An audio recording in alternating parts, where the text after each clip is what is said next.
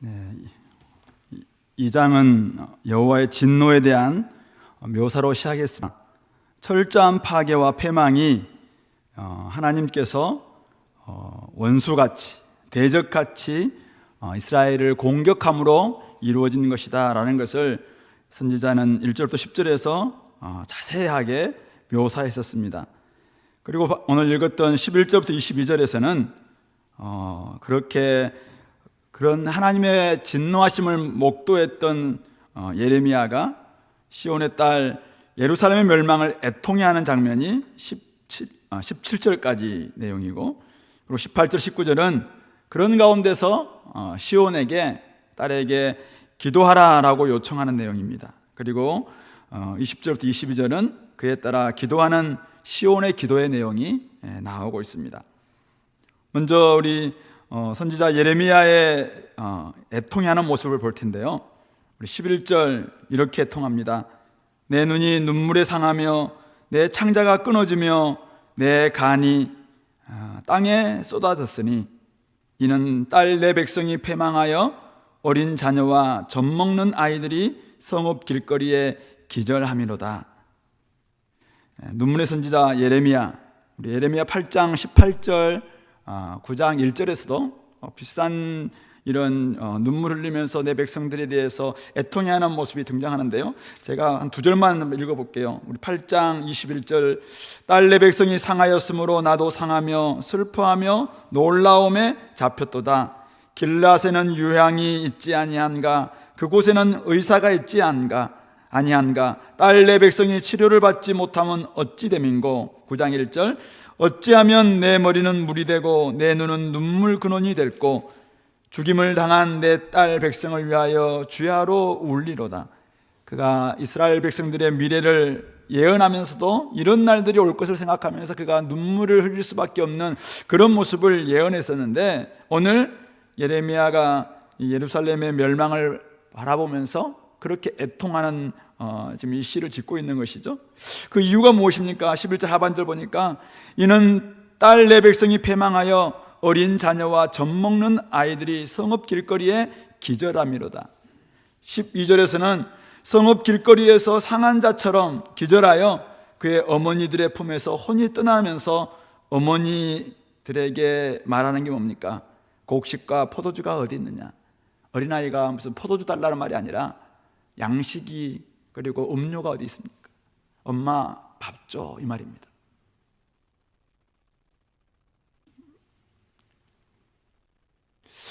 딸 13절 보니까 딸 예루살렘이라고 이야기합니다. 또 처녀 딸 시온이라고 표현합니다. 처녀 딸로 부르는 이 예루살렘이 상처가 너무 커서 아무도 고쳐줄 수 없는 이 현실을 보면서 오늘 예레미야 선지자는 눈물이 앞을 가리는 것이죠. 눈이 눈물에 상하며 창자가 끊어지며 속에 있는 가장 간이 땅에 쏟아질 정도로 온통 지금 슬픔에 겨워하는 이런 모습을 보여주고 있습니다. 그러면서 13절 하반절에 너의 파괴됨이 바다같이 크니 누가 너를 고쳐줄 소냐? 누가 고쳐줄 수 있겠습니까? 그래서 등장하는 새 부류가 등장하는데요. 14절에 내 선지자들이 내게 대하여 헛되고 어리석은 묵시를 보았으므로 네 죄악을 드러내어서 네가 사로잡힌 것을 돌이키지 못하였도다. 그들이 거짓 경고와 미혹하게 할 것만 보았도다. 그들의 선지자들이 있었습니다. 그러나 그들은 거짓 선지자들이었죠. 헛되고 어리석은 묵시만을 보았고 이스라엘 백성들이 죄악으로 나아감에도 불구하고 그 죄악을 드러내어서 사로잡히는 것을 돌이키지 못하였습니다. 언제나 그들은 거짓 경고, 미혹하게 할 것만 보았다라고 이야기하고 있는 것이죠. 그들은 헛되고 거짓된 평안만을 외치던 자들, 그들이 이들의 상처를 치유해 줄 수 있겠는가 이거죠. 두 번째 부류가 등장하는데요. 15절 16절 지나가는 자들이 그들을 향하여 박수를 치면서 예루살렘을 향하여 비웃고 머리를 흔듭니다. 온전한 영광이라 모든 세상 사람들의 기쁨이라 일컫던 성이 이 성이냐? 야, 그렇게 너희들이 자랑하던 성이 이 성이냐? 이렇게 자랑합니다. 그들은 원수들인 것 같아요. 16절에 너를 향하여 그들의 입을 벌리며 비웃고 이를 갈며 말하기를 우리가 그를 삼켰도다. 우리가 바라던 날이 과연 이 날이라. 우리가 얻기도 하고 보기도 하였다도다. 몰락한 예루살렘 시온의 몰락을 바라보면서 그들은 기뻐하고 비웃고 있습니다. 우리가 저들을 삼켰다. 우리가 저렇게 저들을 지금 저렇게 만들었다. 그렇게 비웃고 있는 그들이, 그렇게 기뻐하고 있는 이들을 도와주고 치료해 줄 수 있겠습니까? 세 번째 부류가 등장하는데요, 17절입니다. 여호와께서 이미 정하신 일을 행하시고 옛날에 명령하신 말씀을 다 이루셨으며 긍휼히 여기지 아니하시고 무너뜨리사 원수가 너로 말미암아 즐거워하게 하며 내 대적자들의 뿔로 높이 들리게 하셨도다. 예레미야의 지금 인식은 여호와께서 진짜 원인이시다라고 이야기하고 있는 것이죠. 여호와께서 이렇게 이들을 만드셨다. 이미 정하신 일이었고 옛날에 명령하신 말씀을 다 이루신 것이라고. 그래서 여호와께서 결국 긍휼히 여기지 아니하셔서 원수들로 하여금 즐거워하게 하고 대적자들의 뿔로 높이 들리게 하셨다라고. 하나님께서 원인이시고 하나님이 좀 이렇게 만드셨다라고 이야기하고 있는 것이죠. 하나님이 이렇게 만드셨다면은 고쳐줄 수 있는 분은 누구인가? 그들의 지금 상처가 너무 커서 바다보다 더 깊은 그런 상처를 가지고 있는데 과연 그 상처를 치료해 줄 수 있는 사람은 누구인가? 치료할 수 있는 분은 누구인가? 바로 18절 19절에서 이야기하고 있는 것처럼 그래서 여호와께 부르짖으라라고 이야기하고 있는 것입니다. 굶주림의 기절에 있는 어린 자녀들의 모습을 보면서 눈물이 쏟아지고 창자가 끊어지고 간이 땅에 쏟아지는 고통을 지금 겪고 있는 예레미야와 또 예루살렘 거민들을 한번 생각해 보시기 바랍니다. 과연 누구의 책임입니까?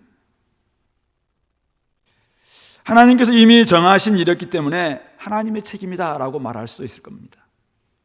그러나 옛날에 명령하신 말씀을 이루셨다라고 이야기합니다. 옛날에 명령하신 말씀이었습니다. 그렇다면 이들이 이 명령을 알고 있었다는 것이죠. 그렇다면 정말 그 말씀 그대로 지도자들이, 선지자들이, 부모들이 현실을 인식하고 제대로 보고 말씀대로 살았어야 했다는 것입니다. 영적 지도자들이 하나님 말씀을 제대로 보고 제대로 경고하고 미혹에 넘어가지 않겠다면 이 같은 참상은 얼마든지 막을 수 있었다는 것이죠. 그런 의미에서 지도자들의 책임이 사실은 엄청 크다고 할 수 있을 것입니다. 하나님의 말씀을 제대로 가르치지 않았기 때문에 하나님의 말씀 대신 헛된, 미혹된 말씀으로 헛된 것을 바라보고 헛된 소망을 그들에 주었기 때문에 결국 공동체와 가정과 다음 세대가 이렇게 고통당하게 되었다라는 것을 보여주고 있는 것입니다. 오늘 우리가 11절, 17절에 이런 정말 어린 세대, 어린 자녀들이 기진해서 기절하면서 먹을 것 없냐라고 찾고 있는 그런 참상을 경험하면서도 아무것도 줄 수 없을 정도로 지금 철저하게 굶주림에 빠질 수밖에 없었던 당시의 예루살렘의 상황을 생각해 보면서 오늘 우리가 한번 우리 자신들을 한번 돌아봤으면 좋겠습니다. 하나님은 정하신 대로 일을 이루시고 말씀대로 심판도 하시고 구원도 하시는 분이십니다. 그렇다면 오늘 우리 가정에서 영적인 지도자인 우리 부모들은 어떻게 우리 자녀들을 키우고 그들을 보호하고 그들을 이끌어 가야 되냐 이거죠. 하나님 말씀을 제대로 알고 자녀들을 바르게 인도해야 됩니다. 물론 요즘은 엄마 내 밥 줘라고 이야기하는 그냥 밥 굶어 죽고 가는 그런 아이들은 없을 겁니다. 모르겠습니다. 요즘 정인이 같은 또 그런 아이들이 또 방치되고 있는지 모르겠어요. 그러나 어쨌든 우리 주변에는 그렇게 많지는 않은 것 같습니다. 그렇다면은 요즘 우리 아이들이, 우리 자녀들이 지금 영적으로 기갈하고 있고 영적으로 기근에 취해 있고 영적으로 너무나도 지금 아무것도 없는 영혼이 말라가고 있음에도 불구하고 그것을 보지 못한 채 혹시 우리가 좀 방치하고 그냥 다른 것에 그냥 헛된 묵시만을 바라보고 헛된 것만을 좀 그들에게 주고 있는 혹시 그런 모습이 있다면 우리의 부모의 책임을 다했다라고 말할 수 있겠는가? 교회 지도자들도 마찬가지겠죠. 하나님의 말씀을 제대로 알고 선포해야 됨에도 불구하고 헛되고 어리석은 묵시에 속아서 원수들, 지나가는 사람들이 그냥 좋아하는 거죠. 세상 사람들이 좋아하는 것, 그거에 빠져서 여전히 교회를, 또 하나님의 백성들을 하나님의 뜻대로 양육하지 못하고 이끌지 못한다면 나중에 그 책임을 어떻게 누가 감당할 것이냐. 결국 그러한 모습은 오늘 이 지나가는 사람들, 원수들이 비웃고 있는 것처럼, 야, 너희들의 그 온전한 영광이라며, 야, 모든 세상 사람들의 기쁨이라면서 그 꼴이 지금 이 꼴이냐라고 지금 이들이 비웃고 있는 거잖아요. 이걸 진짜 소망이라고 우리가 안다면은, 이게 진짜 우리에게 세상이 줄 수 없는 평안이고 세상이 줄 수 없는 기쁨이다라는 것을 우리가 안다면은, 교회가 제대로 여기에 집중해야죠. 그것을 붙들고 거기에서 천국의 기쁨을 알고 거기에서 영원한 생명을 알고 그것을 우리가 온전히 정말 소망하면서 이게 진짜 가치라고 이야기해야죠. 근데 그냥 자꾸만 일시적인 기쁨, 헛된 영광에 빠져서 그냥 지나가는 사람들, 원수들, 대적들, 이 땅의 가치에 그냥 우리도 좀 속는 거죠. 속는 거. 이게 바로 헛된 묵시입니다. 혹시 우리가 그렇게 되지 않도록, 저도 지도자지만 여러분들도 지도자입니다. 우리 각 소그룹의 우리 조장들도 다 지도자들이고, 앞날을 생각하면서 우리가 또 여전히 지금 잘못된 그냥 헛된 영광에 빠져서 살아가고 있는 수많은 사람들, 기갈한 영혼들, 그냥 스쳐 지나가고 있는 수많은 사람들, 그들의 우리 배고픔과 그들의 갈급함을 우리가 본다면은 우리가 진짜 우리가 온전한 영광이라고, 세상이 기뻐할 진짜 기쁨이라고 여기는 그것을 우리가 온전히 누리고 그것을 전해줄 수 있도록. 근데 우리도 누리지 못하고 있는, 우리도 추구하고 있지 않는 것을 자꾸 전해주려고 하면 그들이 뭘 알 수 있겠냐. 그러므로 우리가 진짜 하나님 나라가 밭에 감추인 보화라, 그런 우리가 가치를 우리가 진짜 회복하고 있다면, 그거 안다면은 그것을 우리가 좀 찾고 거기에 우리의 마음을 온전히 쏟고, 그래서 우리가 그것이 복음이라고, 그것이 내가 추구하고 있는 전부라고 그렇게 말할 수 있는, 그래서 그것을 전해줄 수 있는 우리 공동체가 될 수 있기를 소망합니다. 선지자는 딸 시온에게 지금이라도 주께 부르짖기를 권면하죠. 18절 19절에서 딸 시온의 백성아, 성벽아, 너는 밤낮으로 눈물을 강처럼 흘릴지어다. 스스로 쉬지 말고 내 눈동자를 쉬게 하지 말지어다. 초저녁에 일어나 부르짖을지어다. 네 마음을 주의 얼굴 앞에 물 쏟듯 할지어다. 갓길 어귀에서 주려 기진한 내 어린 자녀들의 생명을 위하여 주를 향하여 손을 들지어다. 고통당하고 있는 현실을 보면서 선지자는 애통하고 슬퍼하는 것으로 끝나지 않습니다. 원인이 하나님이시라면, 하나님께서 이렇게 만드셨다면 이제는 더더욱 하나님께 나아가서 하나님만을 붙들어야 된다라고 이야기하고 있는 것이죠. 하나님께 밤낮으로 부르짖고 쉬지 말고 부르짖고 초저녁에 일어나 부르짖고 네 마음을 주님 앞에 물 쏟듯 부르짖고, 혹시 네 자신을 기도할 힘이 없다면 지금 갓길 어귀에서 주려 기진하고 있는 네 어린 자녀들을 위해서라도 주를 향해서 손을 들고 부르짖으라라고 말하고 있습니다.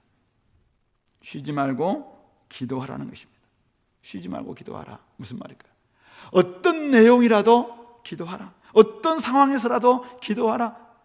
우리는 소망이 없는 것 같고 빛이 없는 것 같고 이제는 온통 어둠밖에 없는 것 같은, 바다보다 더 깊은 절망, 그 상처를 지금 혹시 우리가 가지고 있다 할지라도, 그러나 이 모든 것들이 죄로 말미암아 우리가 주어진 것이라면, 소망이 진짜 하나님께 있다라는 것을 우리가 진짜 믿는다면, 진짜 치유자 되신 하나님이 우리의 소망이시다라고 믿는다면 주님 앞에 나와서 기도하는 것입니다.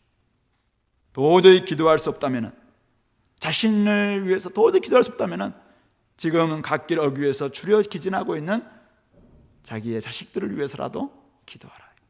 그것이 부모로서, 그것이 바로 먼저 된 사람으로서의 태도가 아니겠냐. 주여 긍휼을 베풀어 주옵소서 기도하는 것입니다. 이렇게 하니까 오늘 딸 시온이 20절부터 22절에서 이게 기도인지 절규인지 질문인지 잘 모를 그런 기도를 올리고 있습니다. 20절에서는 세 가지 질문을 던지는데요.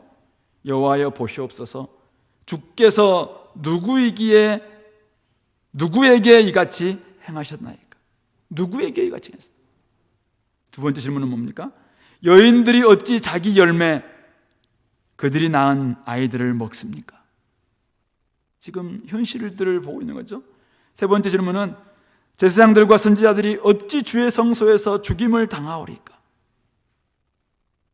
주님께서 지금 이 일을 행하고 있는 게 너무나 고통스럽다는 것이죠. 근데 주님의 택한 백성들에게 이 일을 행하고 있는 것이고, 그 결과 자기가 낳은 자기 자식들을 먹고 있는 이 현실은 도대체 이게 인간적이고 이게 인권적이고 뭘 떠나서 이게 가능한 일이냐고 지금 묻는 것입니다. 그러면서 제사장들과 선지자들, 하나님만을 기업으로 삼고 있는 이들이 주의 성소에서 죽임 당하는 것, 이거 언제까지 우리가 봐야 되냐고 질문하고 있는 것입니다. 그러면서 단식합니다. 21절에 늙은이와 젊은이가 다 길바닥에 엎드러져 싸우며 내 처녀들과 내 청년들이 칼에 쓰러졌나이다. 주께서 주의 진노의 날에 죽이시되 긍휼히 여기지 아니하시고 도륙하셨나이다. 이거는 원수들에게나 행하는 일인데 지금 주님께서 진노의 날에 우리를 도륙하고 있습니다. 이렇게 지금 외치고 있습니다.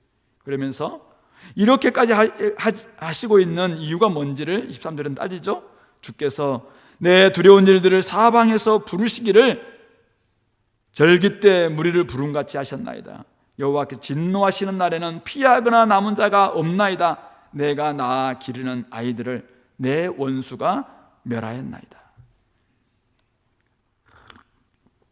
여기서 내가 낳아 기른 아이들을 내 원수가 멸하였습니다. 이 내 원수에는 사실은 지금 하나님의 원수예요. 하나님. 두 가지 의미가 있는 것 같아요. 바벨론 저놈들이 우리의 아이들을 다 멸했습니다 라는 말도 포함되지만 사실은 이게 좀 애둘러서 하나님이 좀 원수같이 우리를 멸했습니다. 왜 이렇게까지 하십니까? 이렇게 좀 묻는 거예요. 여호와의 진노의 날에 주님께서 이루어 놓은 일을 한번 보라. 절규하고 탄식하고 질문하는 것입니다. 어떻게 이렇게까지 할 수 있느냐라는 질문입니다. 어떻게 자식에게 이렇게까지 할 수 있고, 어떻게 택하신 백성들에게 이렇게까지 할 수 있고, 어떻게 주님의 일을 하고 있는 제사장들과 선지자들을 어떻게 주의 성소에서 죽임 당하도록 방치하시고 계신가? 이들의 이 질문 속에는 우리가 주님의 말씀을 순종하지 못했다라는 것을 분명히 인정하는 것이 있을 거라고 생각합니다. 우리의 책임이라는 것 알겠다라는 말도 있을 거라고 생각합니다.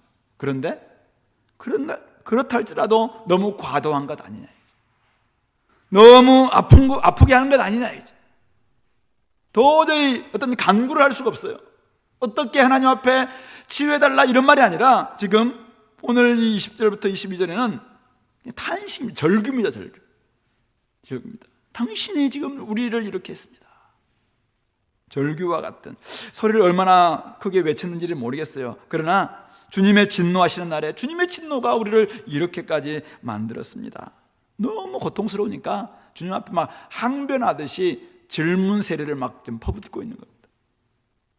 자, 그런데 이게 기도라는 것입니다. 이게 믿음으로 주님 앞에 나아가서 기도하고 있는 기도다라는 것을 오늘 성경에서 예레미야 애가를 통해서 우리에게 가르쳐주고 있는 것이죠.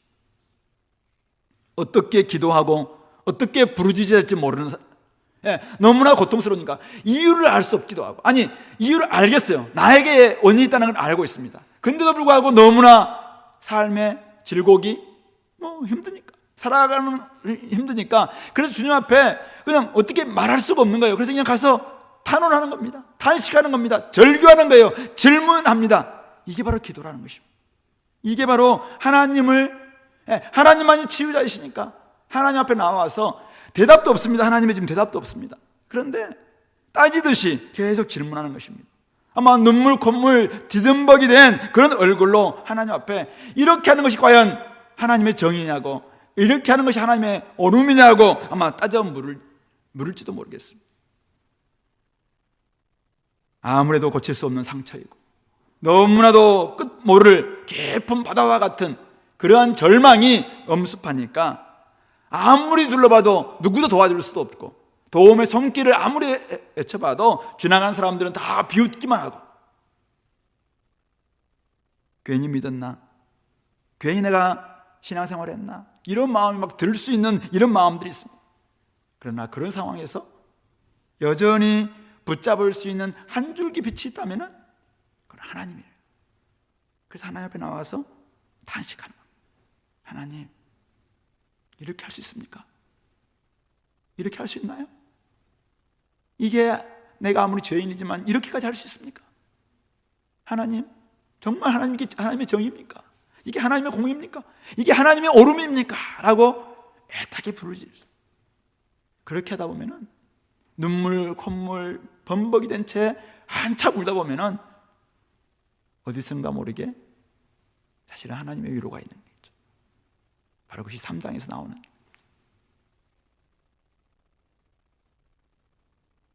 아침에 누가복음 19장을 큐티하면서 예수님이 예루살렘 성으로 입성하시면서 우시는 장면을 봤습니다. 들어가서 성전에는 여전히 하나님 영광이 나타나는 가운데서 장사하고 돈 바꾸고 그냥 온갖 탐욕만이 가득한 예루살렘 성전을 바라보시면서 우리 주님께서 우시는 거죠. 예루살렘아, 예루살렘아, 내가 너희들을 그냥 붙잡으려고 마음을 고치려고 했던 일이 한두 번이 아니지 않느냐. 어미닭이 새끼를 병아리를 품듯이 수없이 품으려고 해도 여전히 반역하는 그들을 향해서 주님께서 할 수 있는 게 뭡니까? 눈물이에요. 우는 겁니다. 하나님이 책망하실 때, 하나님이 심판하실 때, 하나님이 진노하실 때 하나님이 그냥 아무 감정도 없이 깡마른 아주 오직 그냥 독한 마음으로 그냥 그렇게 매를 드는 그런 모습이 아니라 울면서 높은 마음을 가지고 때리시는 거예요. 그렇지 않으면 이들을 고칠 수가 없으니까. 바로 그 아버지 앞에, 그 하나님 앞에 항변하듯이, 절규하듯이 질문을 보면서 오직 당신만이, 그래도 하나님만이 빛이십니다. 하나님만이 저의 치유자가 되십니다. 하나님만이 저의 온전한 소망이 되십니다. 그래서 나아가서 붙드는 거죠. 바로 이것이 오늘 예레미야가 2장 후반절에서 보여주고 있는, 예레미야가 우리에게 들려주고 있는 기도의 내용이지 않을까 생각합니다. 혹시 우리 공동체 이런 어려움을, 아픔을 당하고 있는 지들이 있다면 기도했으면 좋겠습니다. 여러분들이 저녁에 기도할 수 없으면 아침에라도 나와서 기도하시기 바랍니다. 여러분들이 정말 기도 없이 살아가는 삶이 결코 만만치 않을 겁니다. 그러나 기도하시기 바랍니다. 기도할 때 하나님은 들어주십니다. 기도할 때 하나님은 여러분들의 마음을 알아주십니다. 그게 기도인지 아닌지 잘 모르겠다면 어쨌든 하나님을 찾으십시오. 그게 질문이든 절규이든 탄식이든 탄원이든 어쨌든 쉬지 말고 우리의 삶 가운데서 온갖 마음들을 하나님 앞에 내쏟는 거예요. 그게 바로 기도입니다. 그렇게 할 때 하나님은 여러분들의 마음을 어루만져 주실 것이고 언젠가는 하나님으로부터 진짜 소망이 무엇인지를 듣는 그날이 올 줄로 믿습니다. 같이 기도하겠습니다. 오늘 좀 말씀을 좀 생각하면서 혹시 우리의 마음속에 예레미야와 같은 이런 모습들은 없는지, 정말 아파하고 고통스러워하는 이 땅의 현실들을 바라보면서 그런 마음들은 나에게 있는지 없는지 한번 돌아봤으면 좋겠고, 특별히 우리 가정들, 우리 자녀들을 생각하면서 자녀들이 굶어 죽어가고 있고 영적으로 기진하고 있음에도 불구하고 자꾸 헛된 것에 내가 빠져서 아이들을 잘못된 길로 몰아가고 있는 모습은 아닌지 돌아봤으면 좋겠고, 또 우리 땅에 많은 부모 세대들이 정말 그렇게 행하고 있다면은 결국 그것이 자녀들을 정말 잘못된 길로 나아가게 하는 그런 모습이 아닐까 생각해 보면서 우리의 가정이 회복되고 교회가 회복되고 이 나라가 좀 회복될 수 있도록 이 나라를 부여잡고 같이 한번 하나님 앞에 기도했으면 좋겠습니다. 기도하겠습니다.